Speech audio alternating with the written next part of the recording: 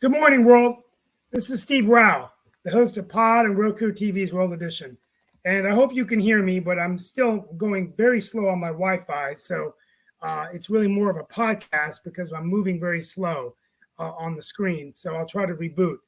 But today I wanted a chance to welcome you to Roku and Pod TV's World Edition, where we talk about global affairs, innovation, and increasingly turbulent world and politics. And here today in the United States of America, I greet you live from Morrisville, North Carolina, the eighth largest state in the United States of America. If there's any word to describe the United States Congress today, it's turmoil and turbulence, those two words. Kevin McCarthy, who was the projected Speaker of the House in the new Republican-led House of Representatives, is unable to become Speaker after a 6th vote. The drama has been very intense. I was there just a few days ago, and Congressman Wiley Nickel hasn't even been sworn in yet, along with the many other members of the North Carolina delegation, including Deborah Ross, because they have no speaker. They cannot even do the work of the American people. There's nobody to strike down the gavel. Now, I wanted to take a moment to remind ourselves that revolution and revolt within the Republican Party actually is something that we have actually become used to. We saw this when Paul Ryan and John Boehner left the speaker's offices during the Tea Party movement, and a whole new rise of Republicans that came in that were much more right-wing than moderate Republicans. But now we're seeing the same effect, and I think part of it could be looking at the midterm elections.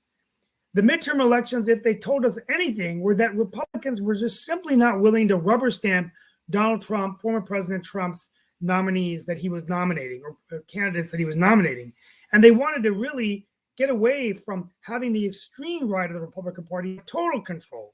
So the Republicans barely won with a few votes, but that would presume that we would have McCarthy as Speaker. I think the biggest takeaway from this situation is that that midterm effect is actually spilled over now into the House of Representatives.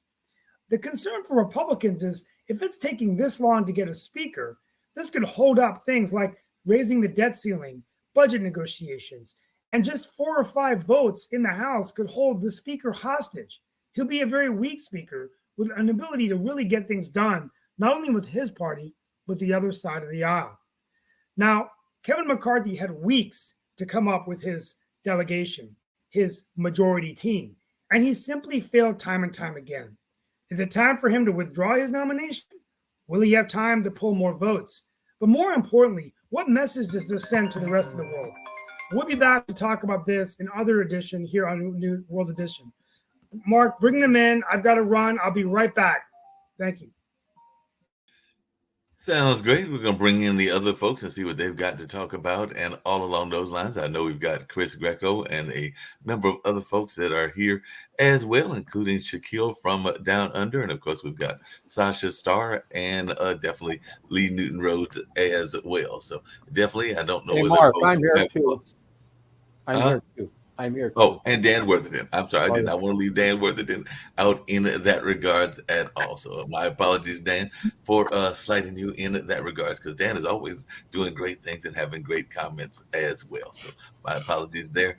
But I don't know if people had any thoughts about what Steve was talking about with the continual push to get a leader there out of Congress, and particularly the House of Representatives, and whether they will have one before the end of the week or maybe the end of this particular month. And of course, we've got other parts of the world that are also having folks that are at each other's throats as well, because I've been reading these news stories about what's going on in England, because apparently Prince Harry has accused William of a physical attack in a new book and all in that kind of line. So I guess that there can be whole kind of arguments and tit-a-tats, not just here in the United States, but also in other parts of the world as well. So any thoughts on that, or on the whole notion of what's going on with the House of Representatives? And I was going to bring up another part of the world, and I know that Chris probably got some folks that he wants to bring up as well, but I did see that one of the folks over there in Europe has embraced a Brexit slogan with "Take Back Control," that being Keir Starmer. And apparently in his first speech of 2023, he was saying that university tuition fees are burdening the young people over there in Britain and all in that way. But that's just some of the news that I had seen, and I don't know if anybody's got any thoughts around that. Mark, I'm just curious, why is this all being done in the public open? And why is this guy who can't get elected going time after time after time after just give it up? It's just more of the same anyways. People don't want more of the same. Look where it's gotten us as a country and as a party. Well, that's true, and I would argue that I think I've said this to Shaquille before, that no matter what people's attitudes are about Trump or Obama, I think that both of them got a lot of support, because there is a lot of the population that is frustrated by business as usual, as you call it, Lee, and I think that a lot of other folks have been frustrated by that as well, and they would like to see less of the lobbyists and the power brokers in control, in the sense of who's controlling the pocketbooks and all in that space, and actually have people in Congress that were doing the business of the people. But that's just my thoughts, and I don't know if others agree or disagree. So I think we need to understand worldwide what is most important in people's lives. So on my share screen, I have Google Trends, and I have 5 things up here: the Russo-Ukrainian War, Chuck Hughes, Damar Hamlin, Buffalo Bills, and Kevin McCarthy. So let's take a look and see what is the number one thing. Well, that would be Damar Hamlin, because he's in the hospital. And my God, he's in critical condition. And oh my God, it's just everyone's crying. And geez, what are we going to do now? And this guy had all kind of problems. Maybe he didn't. Maybe it goes on and on and on. Where's the Ukraine war in all this? Ukraine war is like barely there. It's barely here. The Russo-Ukraine war, 89 Russians died. Now, Sasha, I know you're sad about that. About the 89. Now it went from 63 to 89, and probably it's not gonna increase at all. And it was because, of all things, it wasn't that the Russians were right near the ammo dump. They had a barracks in the ammo dump. There was a barracks there. Oh, hey, where would you like to sleep? Oh, right next to ammo, because of course that's the safest place, of course, that we could have. In fact, let me get on my cell phone right now and call my mom, because I'm going to say, well, we got a great place to live. It's right in an ammo dump. What kind of idiots are... So anyways, so you got Damar Hamlin and Chuck Hughes. Now, who is Chuck Hughes? That's interesting. Chuck Hughes died on the field in 1971 with the Detroit Lions, when the Detroit Lions played the Chicago Bears, in front of Dick Butkus, the Chicago Bears coach, and he was never revived. It turned out to be atherosclerosis that they forgot, that they misdiagnosed. But basically, this guy died on the field. Who's heard of Chuck Hughes? Nope, never heard of him. Damar Hamlin, though, oh my God, yes, we all know he is the number one search worldwide now. I thought I'd go off the United States, and I thought it might go down. It's actually gone up. Look at this. Wow. And where's the Ukraine war? Down here. I mean, no wonder. We have, I swear to God, we have the attention span of a gnat. If the situation exists where we can't, what are we worried about? Oh, let's worry about Kevin McCarthy. Let's worry about the House. I could give a crap less if the House of Representatives ever gets out of gridlock, ever. And Dan, you got to agree with me on this one. The more gridlock you got, the less laws you got. The less laws you got, the less crap. Yeah, but I'm going to make a prediction, and I think you guys will think I'm crazy, but I think McCarthy is actually going to get elected. And I think reason is the Republicans are at sooner or later going to realize it's embarrassing the hell out of them to do this. Now he's going to have to make a lot of concessions to the right, so he's going to be a pretty weak speaker. Dan? But I think he's going to get elected. Dan, I take exception to what you said, and I'll tell you why. I think what we have now are some Republicans with a spine, and they're not willing to bend. That goes for all Republicans. That goes for all. No, it does not. No, it does not go for all Republicans. Otherwise, we wouldn't have a budget that was just passed. No, there are Democrats, because they're the ones that are creating all this havoc and creating a harm for all Americans. Well, maybe it's because it's not that they're spineless; they're just evil, right? Well, What the establishment hates most or fears most is a politician with a spine and a conviction to the Constitution and God. Yeah, they normally That's what the establishment does not want. Exactly. Interestingly enough, the Democrats, they got fooled back. They still remember the 60s when the Dixiecrats basically just messed them over. And the Democrats, when they do something, you notice they always do it as a block. They do it as Democrats, period. They pass everything as Democrats. Very, very, very, very, very, very, very few Democrats actually go away from that vote. The Democrats vote as a block. Totally. Republicans, they had the Tea Party. They had the, now they got this, 5 or 6 or 20 or whatever it is that they've decided that they're going to have they're going to have, vote as a block. If you vote as a block, guess what? Things get done. If you start putzing around and you start sitting there saying, "Oh, we 5 are gonna have a problem," you notice that the 5, what do they call it? The squad. I mean, they're always out there, blah, blah, blah, blah, blah, but when they vote together, and that is what Democrats have done ever since the 1960s. Hey, and Mark, why can't the Republicans sit down privately and work this out? Why is it being done publicly? Well, I'll tell you why. It's because the Republicans believe in being able to express differences. So they're okay. They're okay with having these little blocks here and there and there and there. The Democrats, when they'll bring in those little blocks and they'll say, guess what? Do you want money for your next reelection? If you want money from the Democratic Party, by God, you're going to vote Democrat. And this is what you're going to do.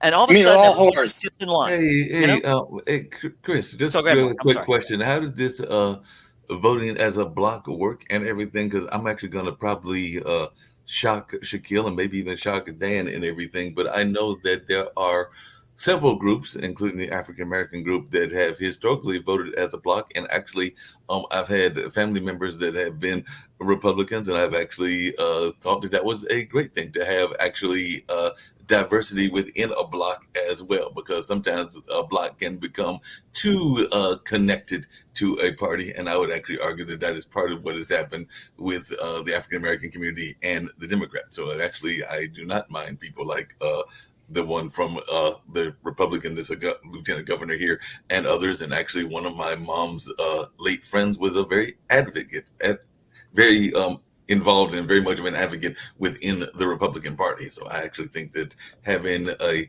voice in the various parties is a great thing, and I wish that we did more voices in that space, because we can sometimes get stuck in one lane and only stay in that one lane.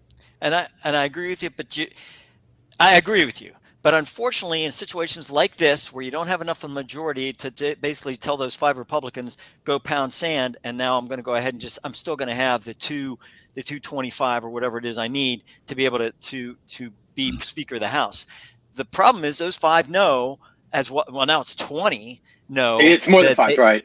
Right. And now it's 20 that have basically said, no, we don't want Kevin McCarthy. And it's like, cut me a break then. Get Steve Scalise, get somebody else up there. I don't give a crap. At this point, they're adjourned. And you know what they said? And my wife told me this, and I have to look this up, is that they're not getting paid. And I thought, well, first of all, yay. They shouldn't get paid for doing crap like this. That's number one. But you know damn well that what's going to happen is that when it comes time, they are the keepers of the purse. So guess who's going to get paid finally? When the whole situation goes, settles out and whatever else, you will sit down and pay yourselves, because that's what you're going to do, because that's what everyone does. I'm sorry, you think Congress is the keeper of the purse? Do they utilize that, or do they don't take advantage of that?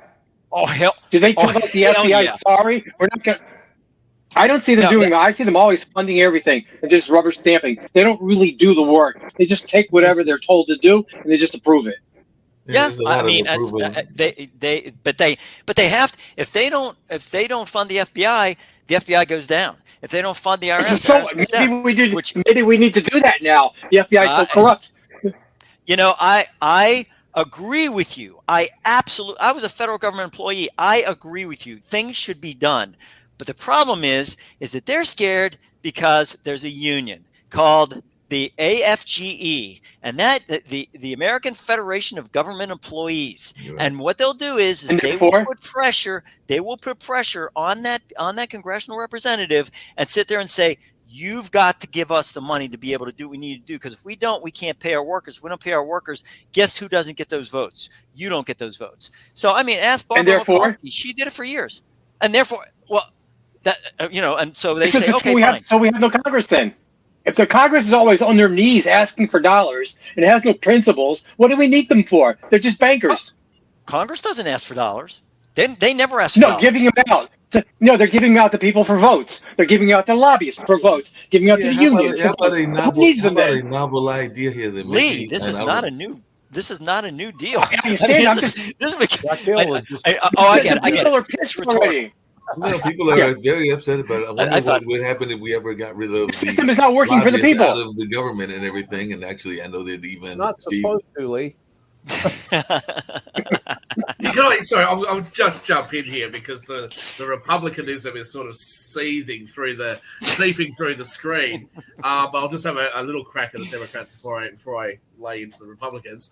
Mark, what do you mean that the black people vote as a bloc? That's going to be the most ridiculous thing that I've ever heard, and this is the problem. This is why when we had a bit of a dichotomy late last year, I do not understand why people of color are convinced and persuaded that only the Democrats can represent them. That's absolutely absurd. Now, if it is true, which it is, that the majority of people of color vote in one way, that doesn't mean the whole bloc feels that way. Right? Then you say, well, we need to have some more diversity. You're not going to find it in the Democrats because the Democrats only view things in one way. But let me just get back to I didn't say we're only in the Democratic Party. I actually said that there should be more people in the Republican Party. I think it's so interesting that 20 years ago, when I was a teenager, how old am I now? Yeah, I was still a teenager 20 years ago. We saw these films come out, like Fahrenheit 9/11 from that absolutely incredible filmmaker Michael Moore, who basically implied that George Bush and Donald Rumsfeld and all those guys had shares in Halliburton, and therefore they were, behind September 11, which is absurd. But that he made that claim. But a more important issue is how the Republicans went after Bill Clinton. They went after him hard. They did not like George Bush Sr. only having one term. The Republicans absolutely abused the political process. They absolutely abused the Department of Justice and the FBI, pretty much exactly what 20 years later Republicans have complained that Democrats are doing to them. Now, I'm not saying that either way is right. It shouldn't have happened. Republicans shouldn't have done it. The Democrats shouldn't have done it. And absolutely, Lee's absolutely correct. The government's not working for the people at all. This is not just in the United States. This sort of shit's going on all over the world. The government's not working for the people because the politicians are out there trying to feather their own nest. And the worst thing about it is, if a politician thinks that he can make $1 million, or she, or they don't care if it's going to cost you $10 million because they're going to make the $1 million. They're out for themselves. And I think that anybody who thinks otherwise is very, very naive. Every single industry that we have is full of people that are trying to feather their own nest. Why would politicians be any different? They can call themselves honorable, and I have to, but they're the same bullshit people that the rest of us are. And this is Steve again. I have to, guys, I'm back. Sorry, can you hear me? So as soon as I had to crack at Republicans, Steve came back. So I mean, I have to correct myself. The congressional members of the House of Representatives get paid no matter what. They get paid no matter what. So now the House staffers, if a House Speaker is not elected by the 13th of January, they could face having non-pay, and they do the bulk of the work anyways. The congressional members just kind of put their face out there. So basically, what's happening is that there's a lot of things that can't be done. Now, I'll tell you what's happening is that the House committee cannot meet until there is a speaker. So basically, all the Oversight Committee, the House Ethics Committee that wants to take on Santos and the rest of that, nobody can meet until there's a speaker. So all the committees are basically down. And what's happening right now is that the congressional members are getting paid to do nothing. Now, Dan, I know that they get paid to do nothing normally, but basically now they really are doing nothing. They're just sitting at home, having a good time, talking to the constituents or doing whatever they do. The budget's been approved for the next year. Yeah, the budget's been approved for the next year. That's right. That's right. Nothing to do. They might as well go golfing.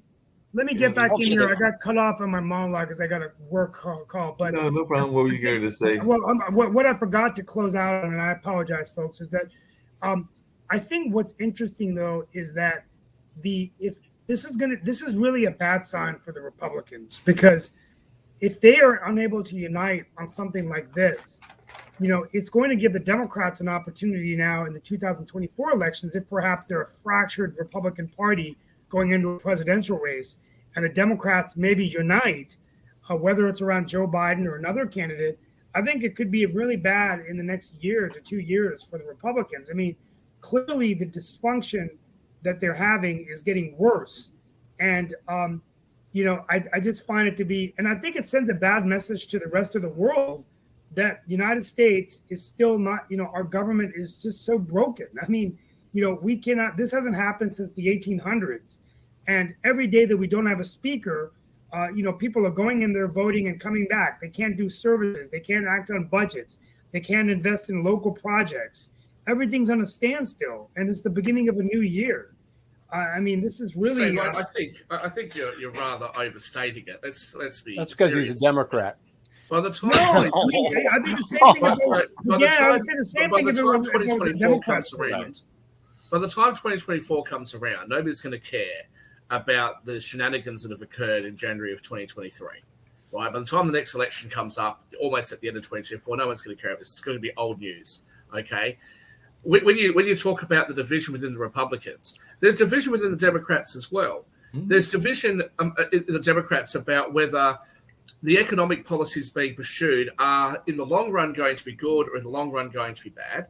There's division about whether or not there should be more attention paid to policing and justice, and those sorts of things, as opposed to just, the race-based stuff we talk about and the sort of woke identity politics that Democrats have been pursuing. And that's going to fracture the Democrats. For the Republicans, Donald Trump had this slogan that he used saying, "I'm going to drain the swamp." And a lot of the Republicans that are opposing or not voting in favor of McCarthy are saying, if we want to drain the swamp, we couldn't possibly put him there. This to me indicates that there's a new breed. There's new blood, new life being put into the Republicans who want to take the Republican Party in a different direction. Now, the Democrats have actually beaten the Republicans at this because they had that new life come in a few years ago when you had people like AOC and members of the so-called squad and other progressives who actually joined the Democrats. Now, many of us on this panel and elsewhere don't agree with their political ideas, but hey, they're there. They should have a voice, and they're able to represent those opinions and that voice in your Congress. So the Republicans are just going through that transition now. I don't think that this is going to be turmoil and mayhem for the Republicans. I think that Democrats it'd be a dangerous thing to underestimate them going into the next election. But I also think that it's very dangerous for the Republicans to underestimate Joe Biden and for them to underestimate what the Democrats are bringing to the table. The greatest thing that will happen for Joe Biden is the fact that as of today, for example, the latest Fed minutes, they're again targeting a 2% inflation rate. They're looking at their economy. They're comparing it to Europe. There are some really strong things that can happen to help the U.S. economy. Now, by the time 2024 rolls around, there's every chance that, hey, Europe will do really well and America won't, but there's every chance that the economy will be doing reasonably well. Yeah. And although that this is subject to some external impetus by the Fed and the market, if the market turns around, Joe Biden gets to walk into 2024 and say, hey, I took over from Donald Trump. Presumably Donald Trump's going to represent the Republicans. I took over from Donald Trump. I've calmed things down. The economy's done well. We had some rough times, but hey, it's full steam ahead. He's got a good argument. Republicans are weak on not actually just poking holes. Biden will beat Trump in a landslide. That's my prediction. He won't even be close this time. Joe Biden. This stalemate is the federal government. This is not stopping the cities and states from doing whatever they want. They don't have to sit there and just with their hands folded also. They can continue business as usual, can they not? Yeah, I don't see why not. The states are not necessarily at the mercy of the federal government. They want to do either. I mean, the federal government shouldn't be involved in most of the stuff they're involved with, anyways. I think though that when the federal government steps in, it's my opposition. I'm not American, so it doesn't really affect me directly. But my opposition to things like the Build Back Better campaign in relation to infrastructure, something that I actually think American infrastructure really does need funding. But my opposition. But it's not the federal government should be doing it. A lot of infrastructure is a state responsibility. So you're absolutely correct. The states can do things, but what they do instead is they rely on the state senators to ask for carve-outs. They ask their state representatives to go in and block legislation from passing, etc., until they've got something for their state. And so the states, in my opinion, are abusing the other states by requiring the federal government to fund these things. It shouldn't be done that way. And 100%. State representatives should actually be, in my opinion, should be a lot more, a lot greater advocates of the 10th Amendment and states' rights. I don't understand why they would like to centralize power. Power in the United States was never supposed to be centralized like this. But Shaquille, isn't part of the problem that I hear what you say about the infrastructure, but if I think about things like bridges and the highways, those are actually under the federal jurisdiction because they are federal interstates and all of that. So definitely the states may have some rules in that, but I do know that a lot of the rules. I'm not talking about federal infrastructure that should be funded. Obviously, that's a federal responsibility. I'm talking about infrastructure that should be funded by state and local governments. The road, correct me if I'm wrong, Lee, you're in New York. The road between New York City and Long Island, that's a state road. That's not a federal road. And honestly, I've been to third world countries and had better roads than that. I was embarrassed for the people that were in the car with me because I just, you could not avoid potholes. It was just impossible.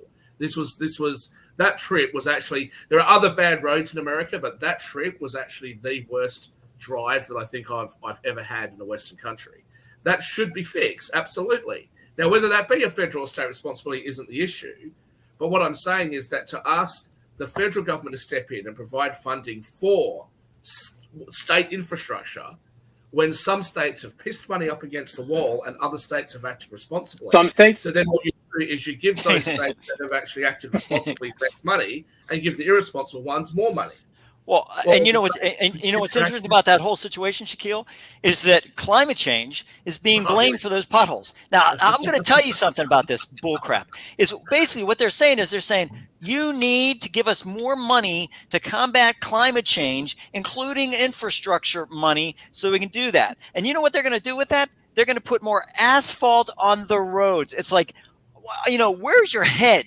The asphalt is basically a freaking petrol. It's a fossil fuel. So you're going to take asphalt, you're going to put it over top of there, which of course will contribute to global warming, whatever the hell else you want to call it. But that's part of the money that's going in to combat climate change. So it goes round and round and round with this whole situation. That's why I rail. Sorry, I don't mean to interrupt you. That is why I rail so harshly against all this climate change crap. Okay, there is no question. It's beyond question that the climate is changing. Some of that is just because of a natural phenomenon, right? The climate's going to change. Weather. Some of it is arguably because of, especially local climates, is arguably because of what we as humans are doing. What I really detest, this is the reason why I rail against you so much, Mark. I hate it when an issue that is really important gets hijacked and gets turned into something else. So when the Sierra Club, for example, is supposed to be an environmental organization, I want to talk about abortion. Abortion doesn't have anything to do with the environment. It has nothing to do with climate change. Don't try to make out that it is. There are issues in the United States with people of color and especially Black African Americans and how they're treated. Of course, there are disparities there. And of course, these issues need to be addressed. But don't sit there and tell me that only Marxism is the way to fix this. That the solution for this problem is the same solution that has been offered by big government for every other problem in the last 100 years. Yeah, every single problem for the last 100 years is that first off, as I've said it several times, and I've said it several more times, I hear what you're saying, Shaquille, but if there are issues, whether it's Detroit in the whole Flint area, or whether it's Louisiana, and whether it's a number of other places that are significantly minority and significantly poor, and there are documented evidences of places that those places were targeted because of their status in the economy and everything, then that is why the whole notion of environmental racism came up. And Ben Chavis was one of the founders, and actually grew up in Washington when that dump took place. Mark, you can say that as much as you like, but deep down, that the reality is that these environmentalists that are running around using this talking point about environmental racism, they don't give a shit about you. They don't care about me. They don't care about our audience. They don't care about the people on this panel. They care about themselves. So they think that if they can use the right words and say the right things, they can use it, or environmental racism. So therefore, we're going to fix it by increasing tax on the rich. I can't say that. First off, I can't say that they don't care when I just had one on my show yesterday that was, and if you want to go back and watch it, the gentleman has formed his own organization. He's involved in both the trans and LGBT community as well as the local states. So Chester was on the show yesterday, and you can go back and watch the interview and see how we got involved in that. We see international groups like the World Economic Forum, like the United Nations, like the European Union, who are centralizing power to themselves to dictate to countries what they should do. Do you really think that somebody in Brussels or somebody sitting in Geneva gives a shit about what's happening to you in Detroit? Do you really think they care? You've got to be delusional to think that. It's just not true. No, they don't care. They do care. They just don't care as much as you think they would care. They don't care at all. They don't care at all. And let me tell you, if you're dealing you don't believe in Greta Thunberg, you've got countries who are struggling to get clean water because other countries' industrial waste is going into those waterways. That's affecting far more people of color than a small group of people in a Western country, okay, where the Western country has the resources and the power to fix the issue. It's not something the international community is going to get involved in. It's just a nonsense. Well, the thing is, you're so wrong on the issue, Shaquille. It's not funny because the thing is, if you ever bother to read studies, anthropomorphic causes of climate change, it's 97% of the scientists and all the studies agree. I hate to say it, it's your fault, dude, because you're dumping all your garbage into the air. Okay, Nicholas, what you were talking about? Skill is what you were talking about is Australia supplies China with all the skill is an environmentalist. Scientists have admitted that they provide science and amp things up in order to give politicians the things that they need to pass legislation about things that they don't know and understand. Look, the politicians, who are mostly lawyers, barely understand the law. They don't understand the Constitution clearly because they wouldn't have so many things struck down by the Supreme Court. So you actually think that a bunch of politicians, a bunch of lawyers understand climate change? No way. You think they understand the science? There's no way in the world that a bunch of lawyers can digest information rapidly.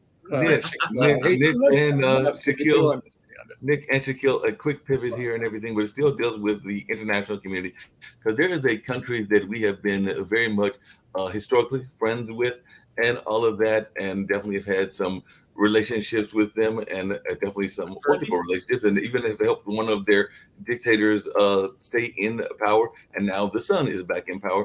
But apparently the Philippines is raising some concerns because they have agreed to set up direct communication with China, because they definitely want to get involved in that whole relationship. And they had a meeting between the current president, Ferdinand Marcos, and the Chinese leader, Xi Jinping. And both leaders have reaffirmed that their countries will respect each other's sovereignty and territorial integrity. So do we need to be worried about this alliance that might be happening in Southeast Asia and everything, and when the Philippines have been a historical what are they supposed to do? The big dragon is right next door to them.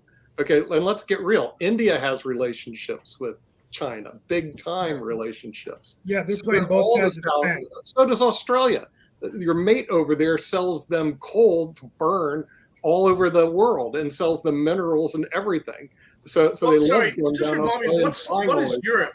Australia has a close relationship with China. Let's just ask Sasha. Sasha, what's Europe relying on now that they're not buying? You corrected me yesterday that they're not buying their natural gas from Russia. What are they relying on now? Did you say coal? By any chance? Well, they burn coal. They buy all your garbage. The reason Australia exists as a country is China buys all your minerals. Other than that, I mean, that's part of what they hold. That's part of what they say. The reason of the talks.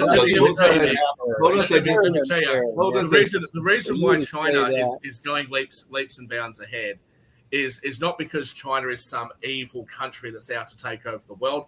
That's what people think. China is just acting in their own self-interest. If you were China, if we were all sitting here and we were Chinese, we would be doing exactly what China is doing. But here we are sitting in the West, right, in the luxury that we have all enjoyed over our lifetimes, all right, especially you boomers over there, okay? And what have we seen? We have seen America, Canada, Australia, the Five Eyes nations, Western Europe all sit there and do nothing to improve relationships around the world, to do absolutely nothing to increase trade around the world, offload it all to China, and then criticize China when they do the only things that we've let them do. Yeah, but that's what I was going to get to, because apparently the Chinese-Philippine agreement wants to deal with some stuff that we've been talking about, but we want to deal with, because both sides have agreed that they want to resume talks on oil and gas exploration in the South China Sea, and they also want to discuss cooperation on areas including, guess what? Solar, wind, electric vehicles, and nuclear power. Isn't that some of the same things that we've wanted as well? And all in that space. So whether we like it or not, and whether it will work or not, because I have heard you, Shaquille, say that if it's not going to work. Hang on, wait. What do you mean if it's going to work or not? If it's not going to work, then why do it? Imagine if you went into a hospital and the doctor said, "Look, have some chicken soup," and you say, "I've broken my leg," and he goes, "Yeah, have some chicken soup. Will that help?" Well, it might not. Who knows? But have some chicken soup anyway. You're going to sit there and try to go to another hospital, aren't you?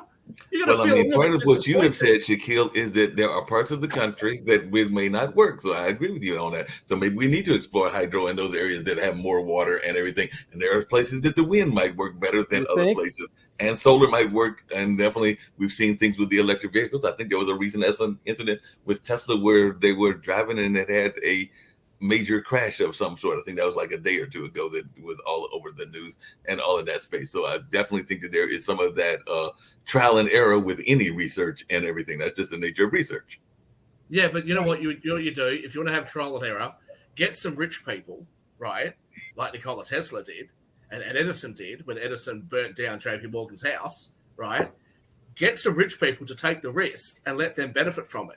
Don't push all of that risk onto the public and force them to take that risk and then go, well, it's for climate change. You must be racist. You're a sexist homophobe because you don't care about the planet.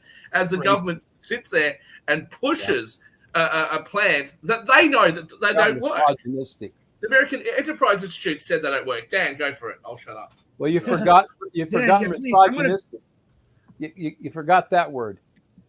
Well, guys, let's come back to the show. What was that, Dan? We forgot what. Yeah, I was actually going to come back to something that among all the the things that they call people, right? There are different terms that they use. There's no doubt. I was actually going to toss it to Sasha because I know he's got his show, and definitely that'll be coming our way on Friday. But our good friend, and I'm being very sarcastic when I say that, Mr. Putin and everything is over there having conversations with Turkey's Tayyip Erdogan because he's saying that Russia is open to dialogue over the Ukraine, but that Kiev would have to accept the loss of territories claimed by Russia. I find that very much funny and hilarious and everything.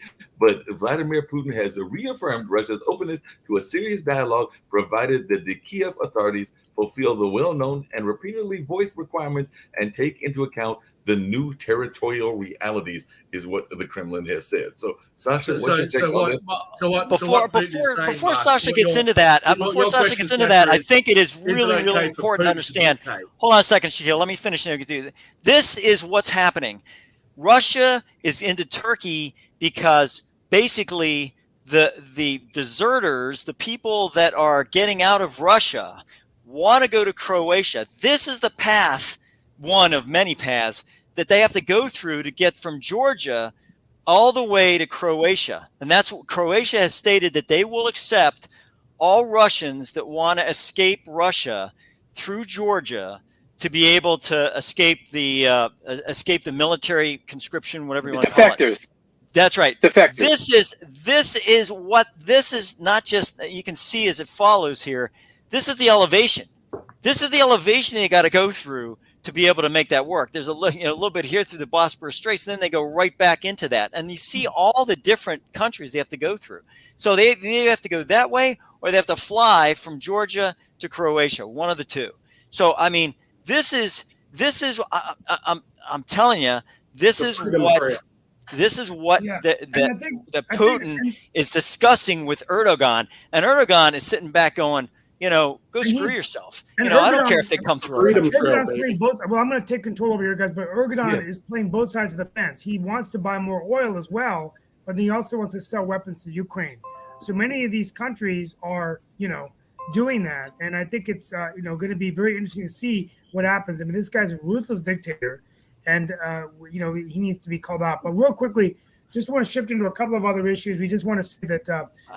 I'd like to hear. Well, wait a minute, Steve. I'd like to hear from Sasha on this. What's Sasha, please? Yeah, because we asked him to talk. Sasha, please. The situation is very simple. Putin is desperate, and he's willing to anybody who is going to listen to him for more than 5 minutes. Erdogan is one of very few people left. As you noticed, Emmanuel Macron has stopped calling Putin. No more calls from Macron, no more calls from anybody else. So the Erdogan, who is, by the way, coming from the same background as Putin, he's also just a bandit. But that's why he knows how to talk to Putin. He knows Putin's weaknesses. He knows Putin really respect the power. So when Erdogan talks to Putin, even if you would see the pictures when they are together, Erdogan is as a giant, 2 meters high, and Putin is sitting somewhere on the background that one hardly can even see what it is, what kind of creature is that. So Erdogan has absolutely mastered his way to deal with that Putin, the creature. So on a battlefield, there is a complete domination of Ukrainians who are not attacking Russian forces. They're just waiting for them to move from one place to another or to barracks with next ammunition and just mercilessly keep killing them. Every day, 400 or 500 Russians are being killed. It's just very simple mathematics. So they will go now probably to continue their mobilization. They will bring more meat to the battlefield to be killed.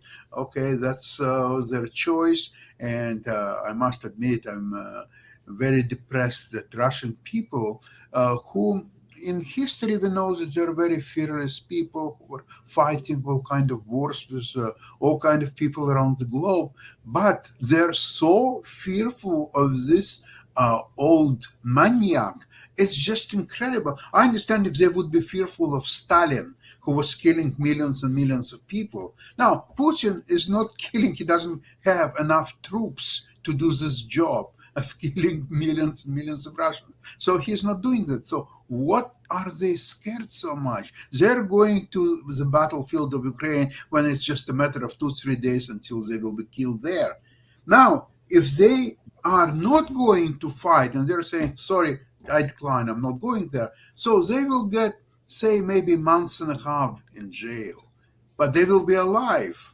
On the other hand, they're willing to go all the way to Ukraine on the battlefield when it's just a matter of time. That's why they're desperate to make this phone calls using their cell phones. Yeah. And Sasha, just one last point, and I'll turn it back over to say goodbye to their life. Yeah, I know. Say goodbye.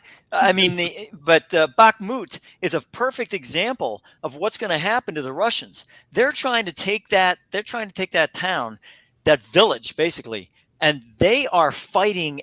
I mean, the Ukrainians are fighting for every square foot of that, or square meter of that area. I mean, the Russians are having severe casualties, tanks and everything else, because the Ukrainians are going to go in there. They're just going to do. They're going to do this war of attrition. They're going to do sapping, and they're going to do whatever they need to do to make that happen. So yeah, you're right, Sasha. Go ahead, Yeah, Steve. I'm sorry. also there are more arms on its way to Ukraine now. The French will supply the light tanks in some quantity, and there's other countries. Germans are still sitting on the face with their tanks, Leopards. I think they're waiting until French will send their light tanks, so they will say, "Well, look at the French, what they've done. They've done horrible things. They're helping Ukraine to kill Russian boys." Okay, so now we have no choice. We will do the same thing.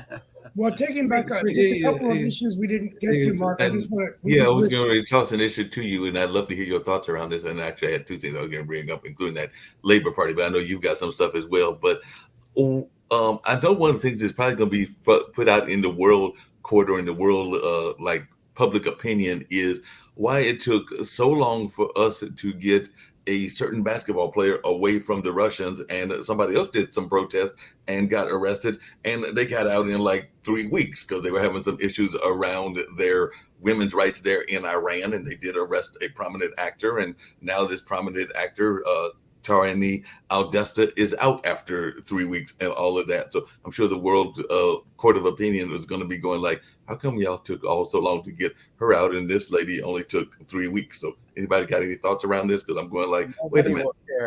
Different country, different personalities.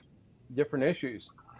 And different issues. Probably around the different issues as well, but it'll be interesting to see what happens in that sense. The other thing I was going to bring up, and I'm going to toss it to Steve, is that we were talking about the checkbooks here in the United States, but the labor leader there in England pledged on Thursday, which is today, to end Britain's quote unquote sticking plaster politics if his party wins power in the next election, reassuring critics he would not open the checkbook to tackle a myriad of crises buffering that particular country. So I think that's his take on saying that maybe that there's some bland promises that Rishi Sunak has made and all in that space. And I do know that there is a whole kind of thing between Labour and other parties there in Britain. Nikhil, you're more of an expert. What are your thoughts on this whole segment? I know more about American politics, but let's just have a show of hands.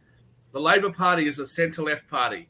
Put your hand up if you believe the Labour Party, a centre-left political party, is not going to open up the checkbook if they want power. Has anybody ever heard of a left party that's not going to spend money? Seriously. Yeah, they'll spend money. That's on both sides, though, Shaquille. The right also. Yeah, the right does as well. But the right does the right does as well. But they don't normally go into a campaign saying, "Look, we're not going to spend money at all." What they say is, we're not going to spend money on the things that the people generally care about, healthcare, education, that sort of stuff, because it's a waste of money. We're going to spend some money on stuff that you're not really going to see, like defense and all these other things. Well, apparently he's saying that he really loves that whole green thing because Labor has apparently been courting business to help pay for the investment it wants to pludge into its green and innovation plans. And while the party will strive for a closer relationship with the European Union, its public message is clear that it'll make Brexit work rather than reverse it. A left party that wants to get involved in green stuff. Again, I'll ask the question: do you think they're doing it because they care about the environment? Or do you think these politicians are doing it because by doing it, they get more power? Well, what do you reckon? They care about. Have you met many politicians? Have you met ones that actually care? Not one.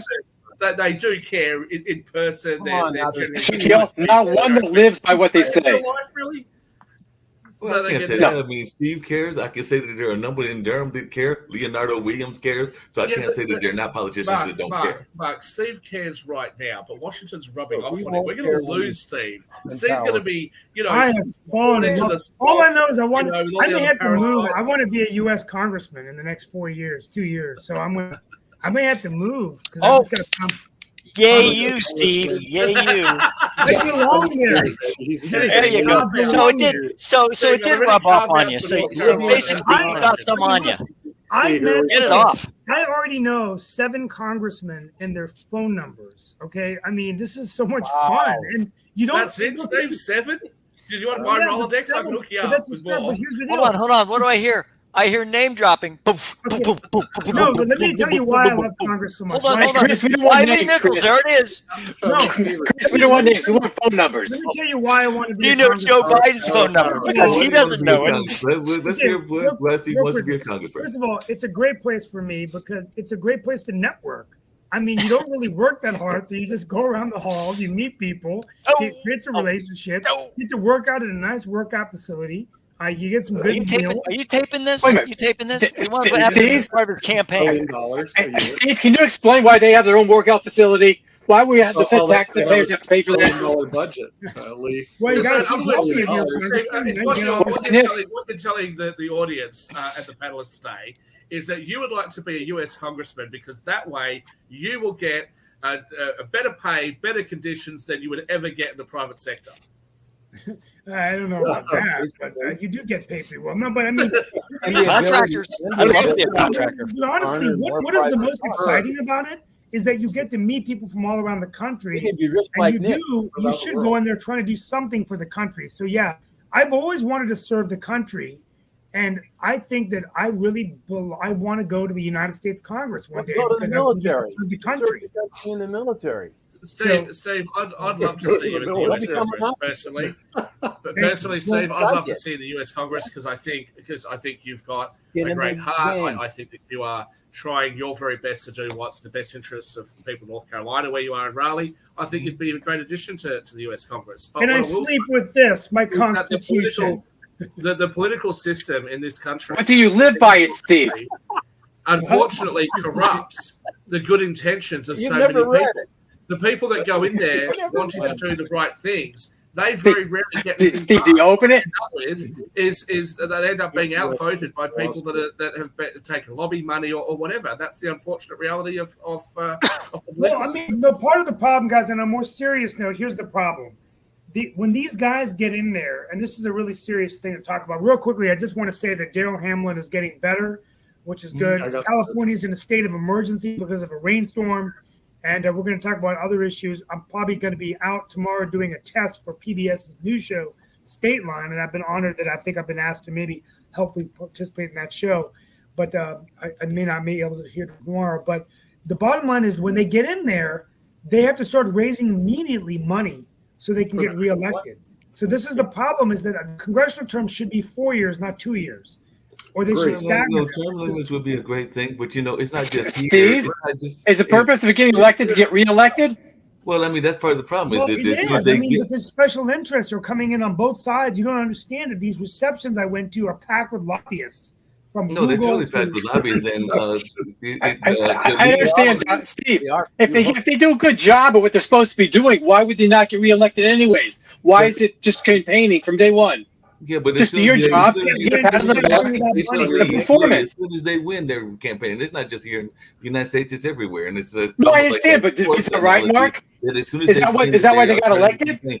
And I have a problem with that, and I agree. But I was going to bring up something, and I wanted to hear maybe Shaquille because he's more of our, and Sasha if he's got some thoughts. But we talk a lot about what we need to do with our government institutions. One of those is the Supreme Court. Get rid of them. That's a simple answer. Well, one of them is the Supreme Court, and apparently the Israeli new government is got a plan where they are going to change and overhaul their justice system, and they're actually saying that they might weaken their Supreme Court over there in Israel. So I was wondering, is this going to be a new trend where we're going to have justice departments around the world overhauled? And maybe that's what we need. Maybe we need to follow the path of Israel. This is one of the rare times I'm going to agree with Mr. Trust Fund Baby over there. Of course not. And why are you comparing yourself to Israel? Does America want to run like Israel runs? Is that what you're after?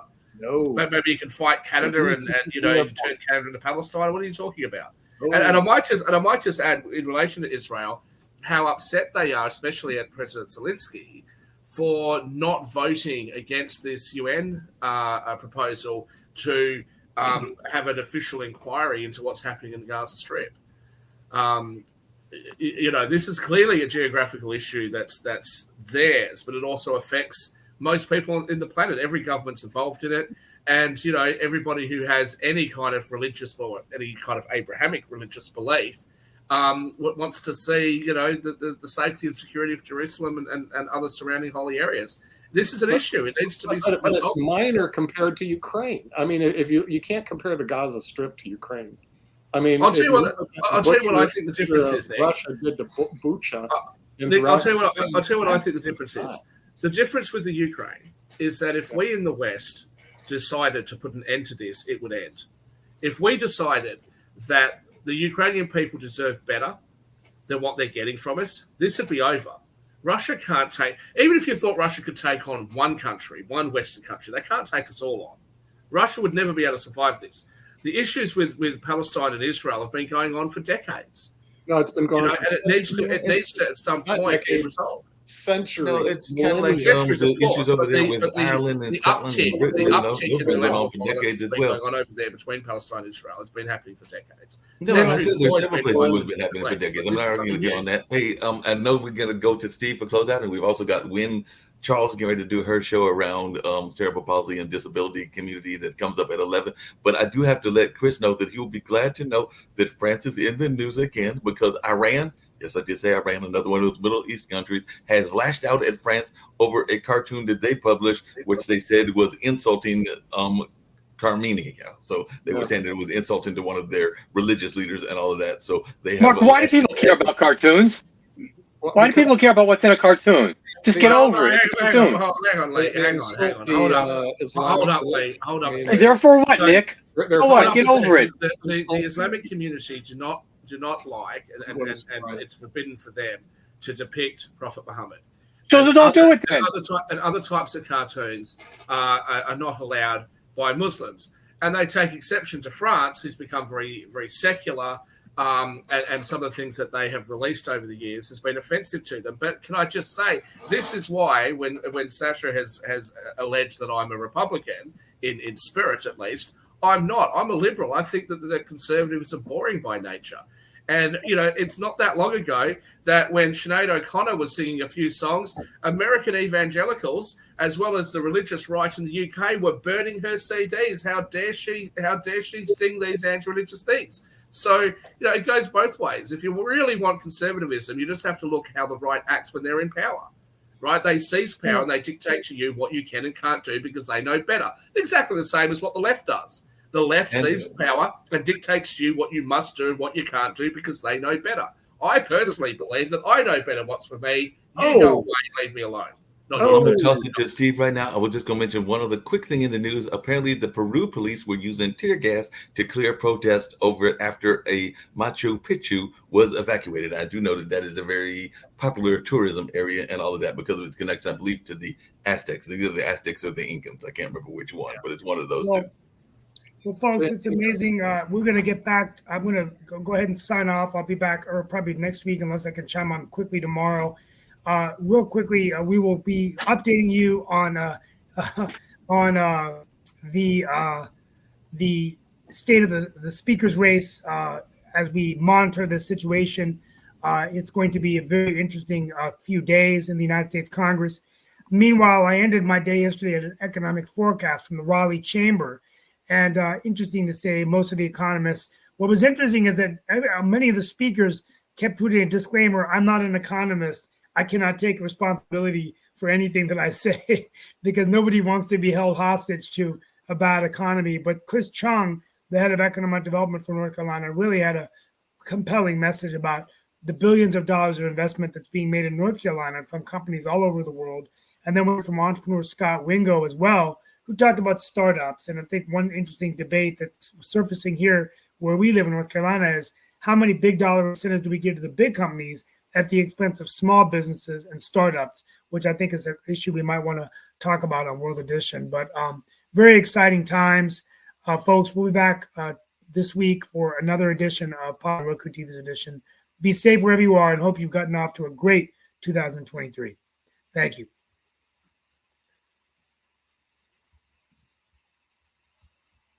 I think we've actually lost Mark and Nick, so forgive me.